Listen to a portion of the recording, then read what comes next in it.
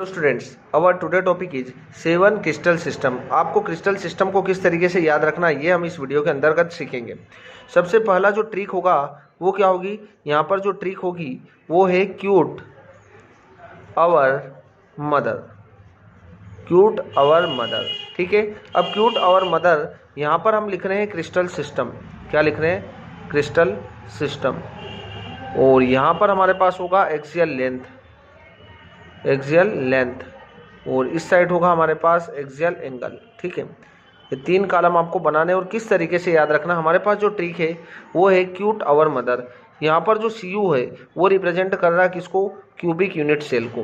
किसको रिप्रेजेंट कर रहा है? क्यूबिक को। T रिप्रेजेंट जो कर रहा है वो किसको कर रहा है? टेट्रागोनल को।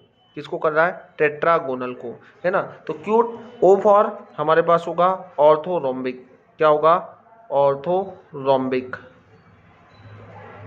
ऑर्थोरोम्बिक, ठीक है। फिर O for orthorhombic, M for monoclinic.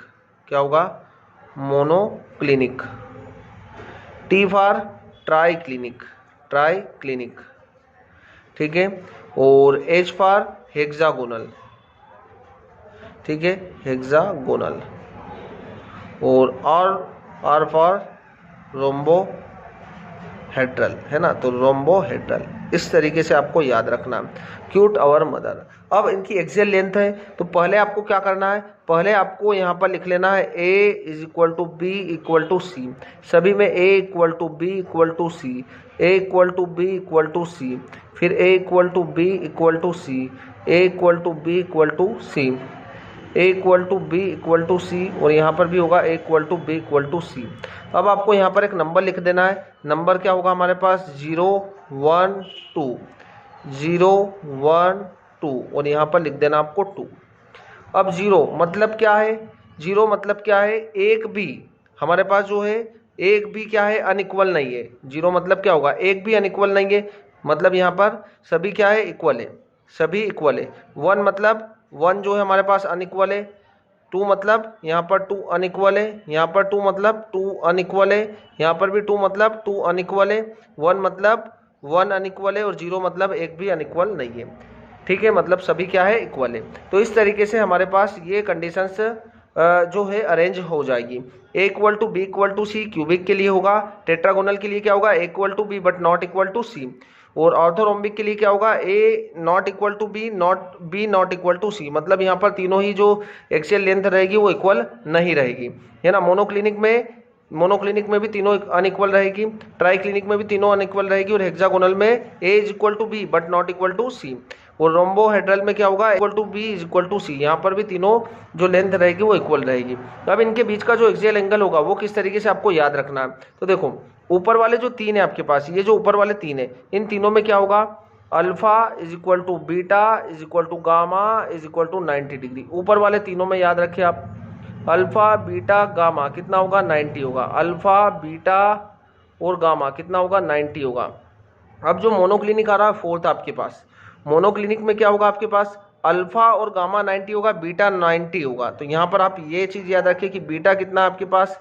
90 degree है ना। बीटा 90 डिग्री के इक्वल नहीं है, इस चीज़ को आपको याद यहाँ पर रखना है। और अल्फा और गामा क्या है तो आप यहाँ रखेंगे। अब बचा क्या? बीटा के बाद अल्फा = गामा = कितना आ जाएगा? 90 डिग्री आ जाएगा।